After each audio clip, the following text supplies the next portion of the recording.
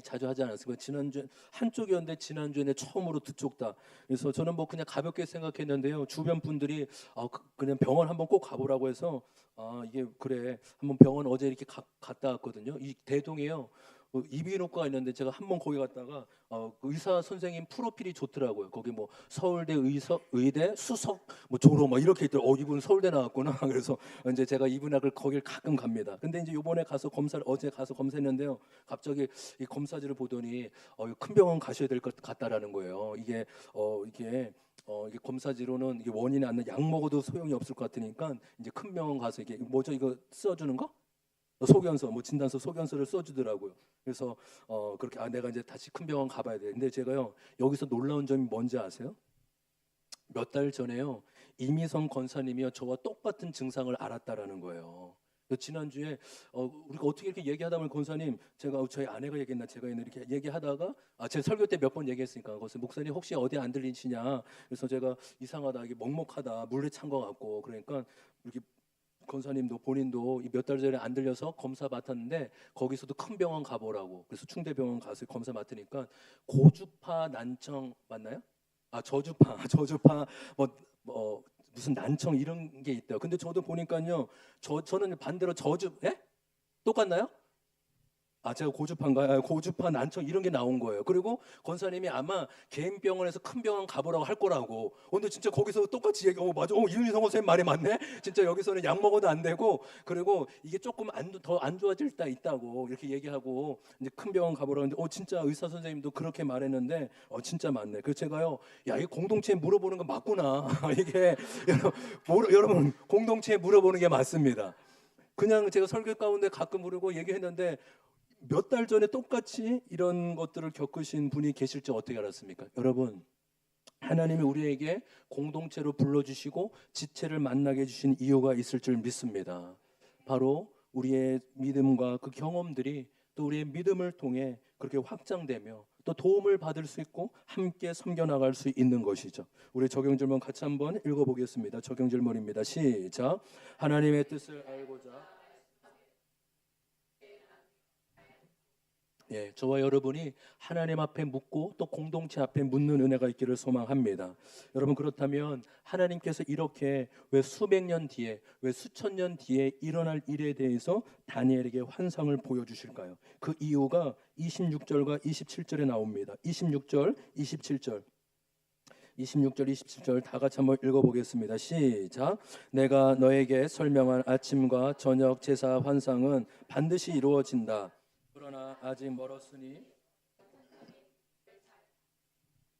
그때 나 다니엘은 몹시 지쳐서 여러 날 동안을 알았다. 얼마 뒤에 일어나서 왕이 맡긴 일을 계속하였으나 내가 본 그 환상 때문에 나는 몹시 놀라고 그 뜻을 이해하지 못하였다. 아멘. 다니엘이 이 너무나 신기하고 기이한 이 환상을 보고 나서 몸을 가누지 못할 정도로 약해져서 여러 날 동안 알았다라고 합니다. 다니엘은 지금 바벨론 제국의 마지막 지점을 살고 있죠. 그런데 그 후에 페르시아 제국, 헬라 제국, 그리고 헬라 제국에서 분열된 나라들이 이스라엘을 심히 괴롭히는 것을 환상을 통해 보게 됩니다. 여러분 이것을 이렇게 이해하시면 돼요.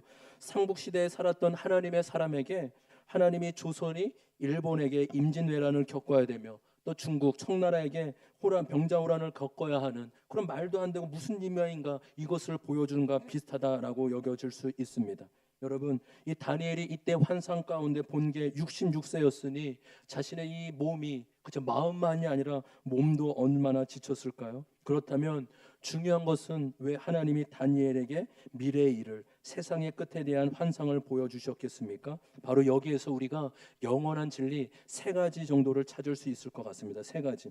여러분 이 세 가지 진리를 찾고 우리의 삶에 좀 적용하는 은혜가 있었으면 좋겠습니다. 첫 번째 진리는 아무리 강한 나라라 할지라도 세상의 나라는 영원하지 않고 언젠가 사라지고 소멸하고 만다는 것을 보여줍니다.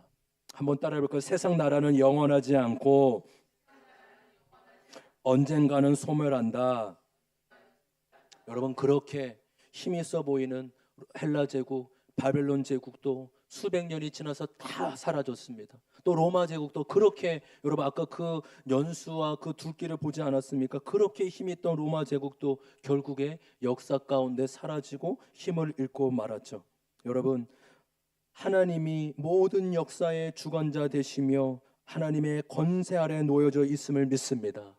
나라만이 아니라 아무리 높은 자리에 앉은 사람도, 아무리 많은 힘을 가진 사람도 영원하지 않다라고 하는 것이죠. 그래서 저와 여러분이요, 언제 어느 순간에도 겸손하며 하나님의 주권을 인정하는 은혜가 있기를 소망합니다. 두 번째, 다니엘이 주는 영원한 진리 두 번째는요, 말씀을 간직하고 인내하라는 것입니다. 따라 볼까요? 말씀을 간직하고 인내하라. 말씀을 간직하고 인내하라. 여러분 26절을 다시 한번 보십시오. 이 환상이, 여러분 이 환상이 바로 일어날 환상입니까? 아니죠. 수백 년 수천 년 뒤에 일어날 환상이잖아요. 근데 그 환상이요, 반드시 이루어질 것이래요. 그런데 뭐라고 말합니까? 아직 멀었다. 이 환상은 반드시 이루어질 것인데 아주 멀었다. 그렇기 때문에 너는 무엇을 하라고 말씀하고 있습니까? 그 비밀을, 환상의 비밀을 잘 간직해 두어라 라고 말씀합니다. 한번 따라 볼까요? 환상을 잘 간직해 두어라. 말씀을 잘 간직해 두어라. 여러분, 지금도 저와 여러분을 어렵게 하고 짓누르는 문제가 무엇입니까? 나에게 페르시아 제국처럼 보이고 헬라 제국처럼 보이고 나를 끊임없이 고통스럽게 만드는 제국들은 무엇입니까? 여러분, 삶의 어려움과 고난은 우리에게 주어진다라는 것입니다. 그때 우리가 할 수 있는 일이란 말씀을 간직하고 인내하고 버티는 것임을 믿습니다. 여러분, 믿음이 뭔지 아세요? 믿음은 버티는 거래요. 제가 안 했잖아요. 우리 하박국, 우리 한 달 전, 두 달 전에 하박국의 말씀에 의인은 무엇으로 말미암아 살리라고 말씀하고 있죠? 믿음으로 말미암아 살리라. 여러분, 그 믿음이 무엇입니까? 버티다, 견디다, 인내하다, 성실하다라는 의미예요.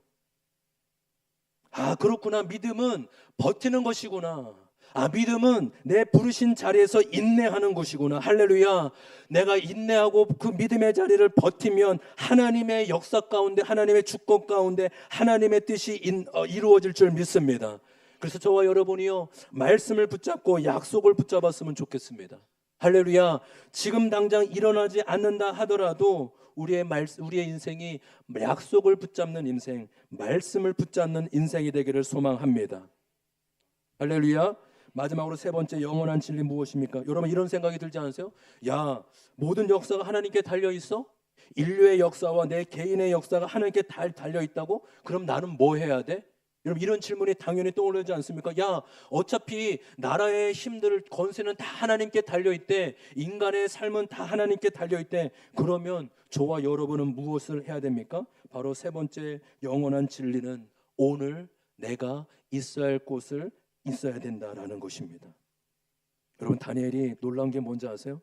여러분, 이렇게 놀라운 환상 보고 신비한 체험했으면 기도원 가야 되는 거 아니에요?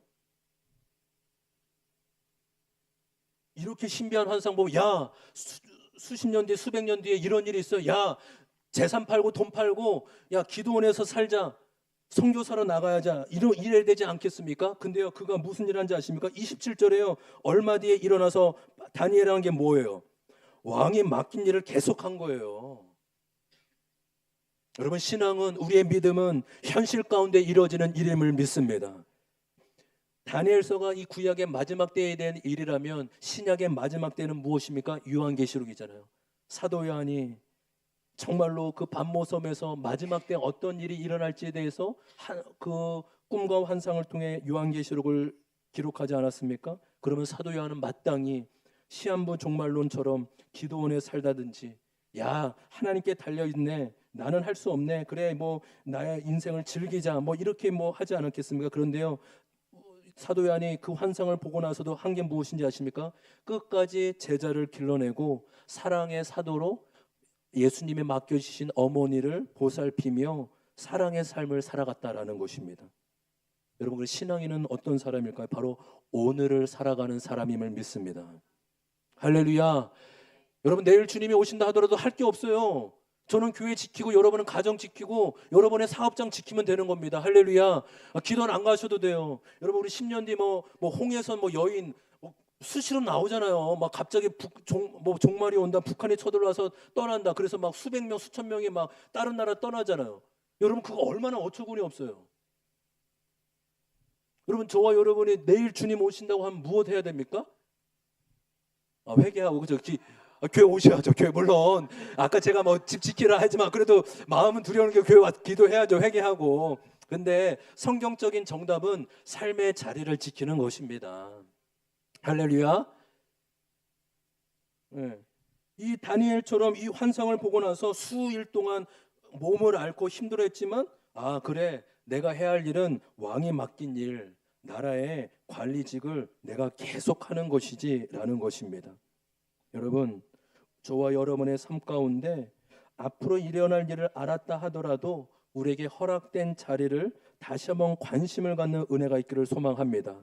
주님이 나를 이곳에 왜 불러주셨을까? 주님이 나를 왜 이 일을 맡기셨을까? 왜 나로 하여금 이 일을 하게 하셨을까? 그것이 다니엘의 질문이었고 우리의 질문이 되기를 소망합니다. 그래서 다니엘은요 이 놀라운 환상을 보고도 나라의 왕에 맡긴 일을 하면서 이 바벨론의 제국 메대와 파사의 제국의 나라의 고위직을 맡으며 백성을 보호하는 일을 했다라는 것입니다. 여러분 오늘 저와 여러분에게 맡겨주신 삶의 자리는 그냥 주어진 것이 아님을 믿습니다. 하나님의 치밀한 계획 가운데 하나님의 치밀한 역사 가운데 놓여진 역사의 현장, 현실임을 아시면서 그 현실을 소중히 여기며 그 현실에서 해야 할 일을 하는 저와 여러분, 정말로 저와 여러분 되시길 주님의 이름으로 소망합니다. 우리 마지막 적용점을 같이 한번 볼까요? 마지막 적용 같이 읽고 우리 기도하겠습니다. 시작.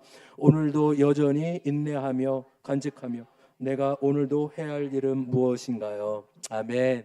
여러분 우리가 아무리 놀라운 환상과 기적을 봤다 하더라도 주님의 부르신 자리를 지키며 오늘 해야 할 일을 하는 저와 여러분 되기를 소망합니다. 다 같이 일어나겠습니다.